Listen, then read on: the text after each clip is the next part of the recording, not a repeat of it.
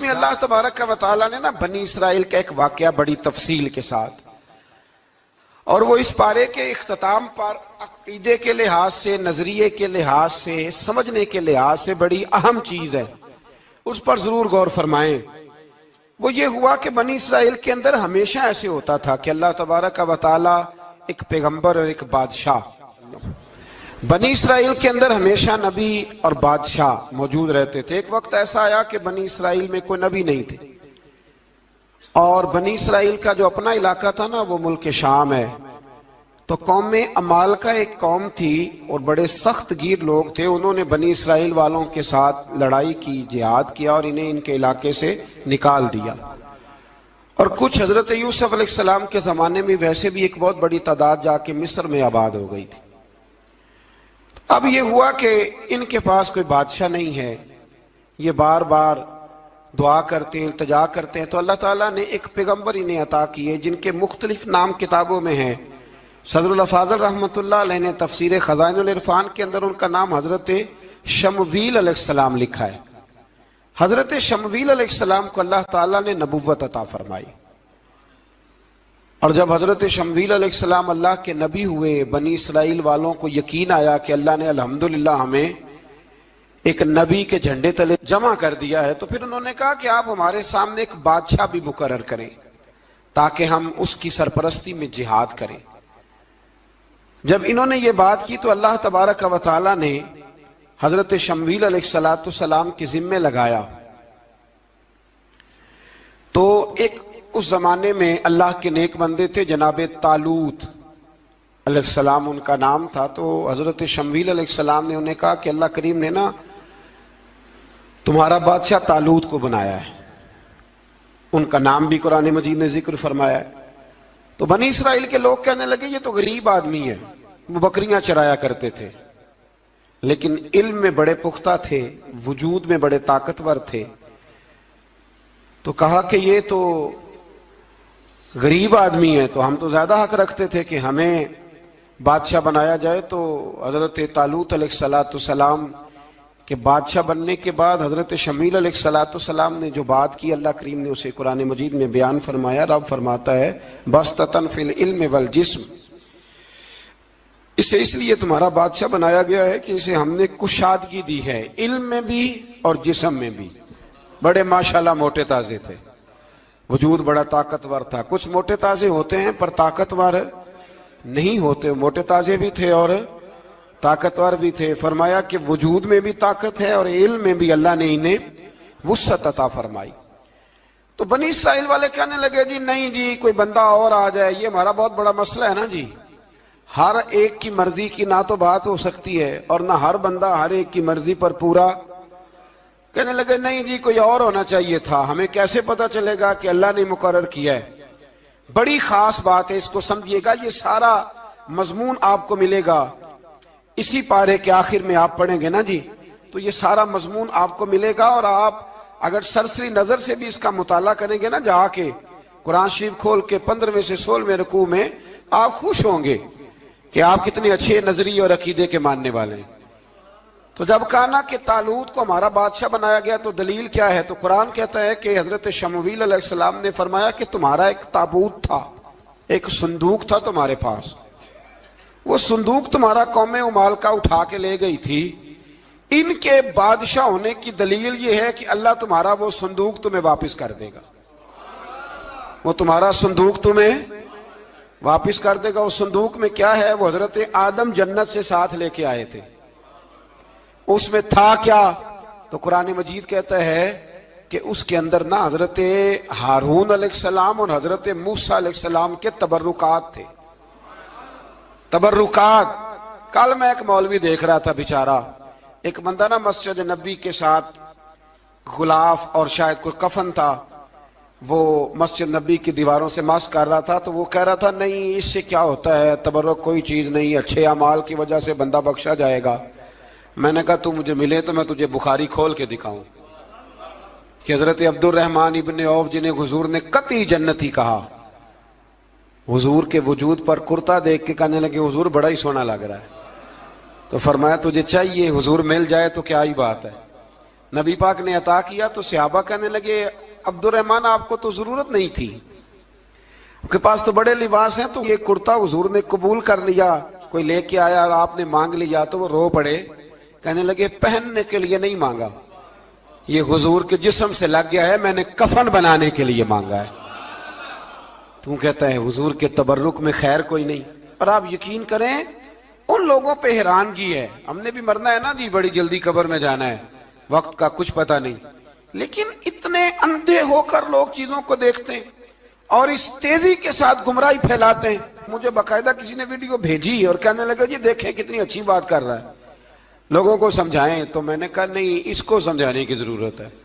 اور میں نے اس کو دیکھا ہے، وہ جو لال رومال والا، میں نے دیکھا ہے وہ ڈھونڈ ڈھونڈ کے جاہلوں کو پکڑتا ہے، تلاش کرتا ہے، اور اگر کوئی مل جائے بات بتانے والا تو پھر وہ خود پکڑا جاتا ہے، اور کئی دفعہ پکڑا گیا تو نکل گیا ہے۔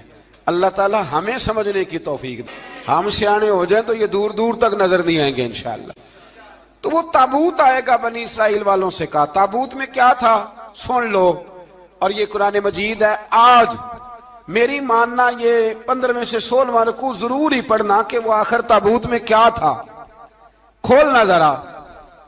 قرآن مجید کہتا ہے کہ حضرت موسیٰ علیہ السلام اور حضرت ہارون کے تبرک تھے۔ تو تبرک کیا تھے؟ تمام مفسرین نے لکھا ہے کہ حضرت موسیٰ کا ایک کرتا تھا، ایک ڈنڈا تھا، جوتے تھے، اور جناب ہارون علیہ السلام کا امامہ شریف تھا، اور تورات کی کچھ تختیاں تھی۔ تو اس کا فائدہ کیا تھا؟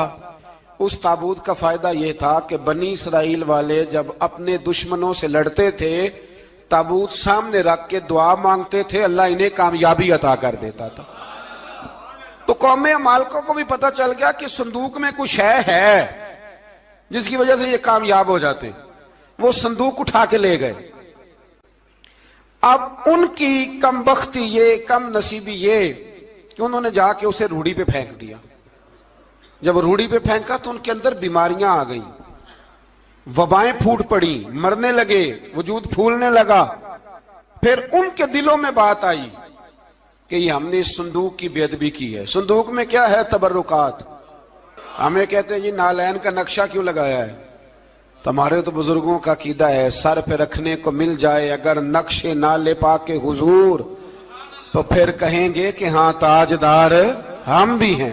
تو کہا کہ اس کے اندر یہ تبرکات تھے، انہیں بھی سمجھ میں آئی، تو انہوں نے نا بیل گاڑی منگائی اور وہ صندوق اٹھا کے اس کے اوپر رکھ دیا۔ اب کیا ہوا؟ قرآن کہتا ہے کہ فرشتوں نے نا اس صندوق کو وہاں سے اٹھایا۔ مفسرین نے لکھا اس کا معنی یہ بھی ہو سکتا ہے کہ اس بیل گاڑی کو ڈائریکشن پہ لگایا، ادھر سے حضرت شمویل علیہ السلام نے جناب طالوت کو بادشاہ بنا دیا، اور ادھر سے وہ صندوق چل پڑا۔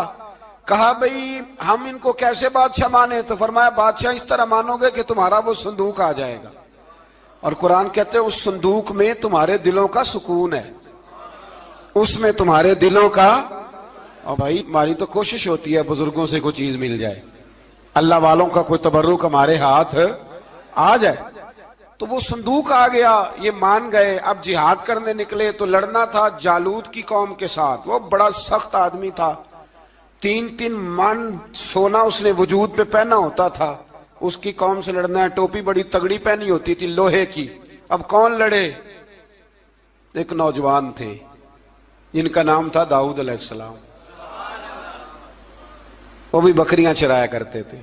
اور جن دنوں حضرت طالوت نکلے نا اپنی قوم کو لے کر جالوت کے خلاف لڑنے، تو حضرت داؤد بھی شامل ہو گئے۔ اللہ جب کسی کو نوازتا ہے نا تو پھر خاص ہی کرم نوازی کرتا ہے۔ مفسرین نے لکھا جب یہ جا رہے تھے نا، وہاں جا رہے تھے تو رستے میں انہیں 3 پتھر مل گئے، انہوں نے وہ تینوں پتھر اٹھا لیے۔ اس زمانے میں پتھر پھینکنے کے لیے چھوٹی چھوٹی لوگوں کے پاس چیزیں ہوا کرتی تھی، اس کو کوپھن بھی لوگ کہتے تھے، منجنیق، اس کو سامنے رکھ کے پھر بنائی گئی۔ تو آپ کے پاس بھی وہ آلہ تھا جس سے دشمن پر پتھر مارے جاتے تھے، تو آپ وہ مشین لے کر، وہ آلہ لے کر وہاں پہنچے ہوئے تھے، 3 پتھر آپ کے پاس تھے۔ آپ فرماتے اس دن میں بڑا بیمار تھا، اتنا بیمار تھا کہ میرا رنگ پیلا ہو گیا۔ اب وہ جالوت کے سامنے کوئی نہیں جاتا تھا، تو جناب طالوت کہنے لگے کہ جو جالوت کو مارے گا نا، یعنی ان کے بادشاہ کو اس قوم کے، تو میں اسے اپنی آدھی سلطنت بھی دے دوں گا اور اپنی بیٹی کا نکاح بھی اس کے ساتھ کر دوں گا۔ دیکھیں اللہ نوازتا ہے تو کس انداز میں نوازتا ہے۔ تو حضرت داؤد کہتے ہیں وہ دور کھڑا تھا تو میں نے 3 پتھر مارے۔ بھئی ہمت کرنا تو ہمارے ذمہ ہے کہ نہیں؟ میری ملت کا جوان کہتا میں نے کرنا کرانا کچھ نہیں، یعنی اگر آپ کہیں نا کچھ کرو تو پھر وہ کوئی کام کرنے کی مطلب معاملہ۔ وہ مجھے کل ایک سنگی کہہ رہے تھے، کہنے لگے جی اللہ کے فضل سے کچھ بھی نہیں کرنا پڑا، مرشد نے نظر کر دی۔ میں کہا میں ملن گے تو میں انہوں نے سمجھاواں گا کہ کچھ کرا کے نظر کریا کرو، کیونکہ میرے وہ دوست ہیں، میں انہیں جانتا ہوں۔ نظر میں بڑا کچھ ہوتا ہے، لیکن اللہ بھی تو بندے پہ بڑی نظر رحمت کرتا ہے نا۔ لیکن کہتا ہے 5 نمازیں پڑھ، رمضان کے روزے رکھ، زکوٰۃ فرض ہو تو ادا کر، یہ سارے کام کر، سچ بول، دیانتداری کر، پھر میں اپنے فضل سے تجھے جنت عطا کروں۔ تو یہ جو رویہ ہم نے بنایا یہ درست نہیں۔ تو فرماتے ہیں 3 پتھر میں نے مارے، اللہ نے اتنا فضل کیا کہ وہ بھی مر گیا، اور اسے چھو کے میرے پتھر آگے بڑھے تو اس کی فوج کے 30 آدمی بھی مر گئے۔ 3 پتھروں سے 31 بندے اللہ نے مار دیے۔ فرماتے اس لیے کہ ہاتھ میرے تھے اور طاقتیں میرے رب کریم کی تھی۔ تو حضرت داؤد علیہ السلام کے حصے میں جناب طالوت کی صاحبزادی بھی آئیں، آدھی سلطنت بھی آئی۔ کافی سال حضرت طالوت حیات رہے، پھر ان کا وصال ہو گیا، تو ساری سلطنت حضرت داؤد کو ملی، اور پھر اللہ تبارک و تعالیٰ نے انہیں نبوت بھی عطا فرمائی۔ یہ دنیا میں واحد پیغمبر ہیں جو بیک وقت نبی بھی تھے اور بادشاہ بھی تھے، اور پھر اللہ نے فضل فرمایا، انہوں نے بڑی بڑی فتوحات کی۔ اور پھر حضرت داؤد کے صاحبزادے کا نام حضرت سلیمان علیہ السلام، پھر ان کے صاحبزادے کا نام حضرت۔ تو یہ ہوا کیسے؟ یہ سارا کچھ اللہ تبارک و تعالیٰ کے فضل سے ہوا، اس کے کرم سے ہوا۔ اب اس واقعہ سے ہمیں کیا پتہ چلتا ہے؟ ہمیں یہ پتہ چلتا ہے کہ رب جب فضل فرمائے نہ کسی پہ بھی، تو ہمیں اس بندے کو دیکھ کے راضی ہونا چاہیے، کوئی شکوہ نہیں کرنا چاہیے۔ اور دوسری بات یہ سمجھ لینا چاہیے کہ حکومتیں، مال، دولت یہ صرف سیاستوں سے نہیں ملتی، یہ خدا کے فضل سے ملتی۔ اور یہ بھی سمجھ لینا چاہیے کہ جو بزرگوں کے تبرکات ہوتے ہیں ان کی کیا ہی بات ہوتی ہے۔ چند باتیں ایسی تھیں کہ میرا دل کرتا تھا ان کو دہرایا جائے، اور خاص کر کے ان باتوں پر توجہ کی جائے۔ یہاں نا اللہ تبارک و تعالیٰ نے ان باتوں میں سے ایک بات کا ذکر فرمایا ہے۔ یہاں 207 نمبر جو آیت ہے نا اسی پارے کی، اس میں اللہ کریم نے فرمایا کچھ لوگ ایسے ہیں جو اپنی جانیں ہی اللہ کے حوالے کر دیتے ہیں، زندگی کا مقصد دین ہوتا ہے، لٹا دیتے ہیں۔ یہ نازل کب ہوئی؟ یہ آیت مبارکہ حضرت صہیب رومی کے بارے میں نازل ہوئی۔ حضرت صہیب رومی رضی اللہ تعالیٰ عنہ بڑے مالدار تھے، مکے سے جب چلے نا تو سارا مال مکے میں چھوڑ دیا، اس لیے کہ اللہ کے رسول مدینے چلے گئے۔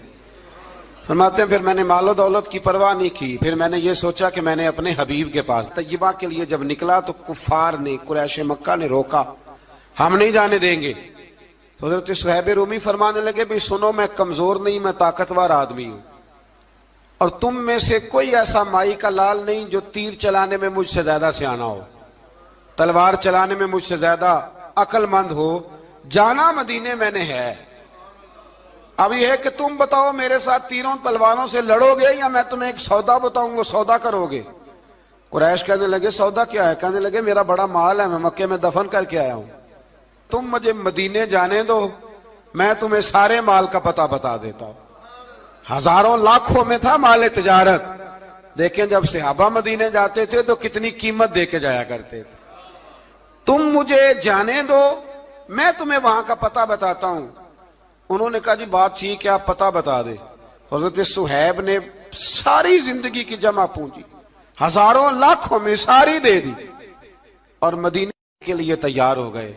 اللہ کریم نے اس بات کو بڑا ہی پسند فرمایا اور فرمایا وَمِنَ النَّاسِ مَن يَشْرِي نَفْسَهُ ابْتِغَاءَ مَرْضَاتِ اللَّهِ، فرمایا کچھ لوگ ایسے ہیں جو اپنی جانیں ہی بیچ دیتے ہیں اللہ کی رضا حاصل کرنے کے لیے، اپنی جانیں بیچ دیتے ہیں۔ نَفْسَهُ ابْتِغَاءَ مَرْضَاتِ اللَّهِ، اللہ کی رضا حاصل کرنے کے لیے اپنی جانوں کو بیچ دیتے ہیں تو فرمایا پھر اللہ کیا کرتا ہے؟ فرمایا واللہ رؤوف بالعباد، پھر اللہ بھی اپنے بندوں پر بڑا ہی رحم فرمانے والا ہے۔ جب یہ سارا مال دے کے مدینے پہنچے نا تو ان کے استقبال کے لیے جناب عمر پہلے سے موجود تھے۔ حضرت عمر ریسیو کر کے نبی کریم کی بارگاہ میں لے گئے تو فرماتے ہیں حضور نے مجھے دیکھتے ہی فرمایا صہیب زندگی میں تم نے بڑی تجارتیں کی ہوں گی، پر یہ جو تم نے سودا کیا ہے نا یہ بڑا ہی نفع والا کیا ہے، یہ جو سودا فرمایا یہ تو نے بڑا۔ تو دین کے لیے جب آپ کوئی کام کرتے ہیں تو یہ سودا بڑا نفع والا۔ ایک مضمون اور یہاں ہے 216 نمبر آیت میں، وہ بھی بڑا ہی سمجھنے والا ہے۔ اللہ کریم نے جب جہاد فرض کیا نا تو فرمایا کتب علیکم القتال، ہم نے تم پر قتل کرنا، قتال کرنا فرض کیا ہے۔ فرمایا ہو سکتا ہے تمہیں یہ کراہت محسوس ہو، مشکل لگے، برا لگے۔ ایک بات جو آج کی نصیحت ہے اور مضامین قرآن جو ہم سیکھ رہے ہیں اس کے اندر سے ہمیں یہ خاص چیز ہے جس کو سمجھنا چاہیے۔ اللہ کریم نے فرمایا کہ تم پر جہاد فرض کیا گیا ہے، وَهُوَ كُرْهٌ لَكُمْ، ہو سکتا ہے تمہیں ناپسند ہو، تو ایک نا ساری زندگی کے لیے ایک نصیحت کر دی۔ فرمایا وَعَسَىٰ أَن تَكْرَهُوا شَيْئًا، ہو سکتا ہے تم کسی چیز کو ناپسند کرو، وَهُوَ خَيْرٌ لَكُمْ، اور وہ تمہارے لیے اچھی ہو۔ اللہ اکبر، یہ وہ بات ہے اگر سمجھ میں آ گئی تو کلیجہ ٹھنڈا ہو گیا، زندگی سکون میں آ گئی۔ فرمایا ہو سکتا ہے تم کسی چیز کو ناپسند کرو اور وہ تمہارے لیے بہتر ہو۔ وَعَسَىٰ أَن تُحِبُّوا شَيْئًا، ہو سکتا ہے تم کسی چیز سے محبت کرو، وَهُوَ شَرٌّ لَكُمْ، اور وہ تمہارے لیے بری ہو، اچھی۔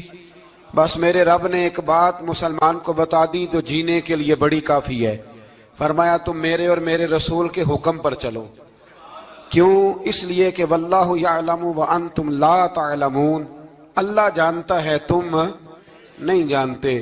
اللہ کے طریقوں کے مطابق، رسول اللہ کے بتائے ہوئے طریقوں کے مطابق چلو، اللہ جانتا ہے ہم جانتے نہیں۔ تو قرآن مجید کی اس نصیحت پر ضرور غور کریں۔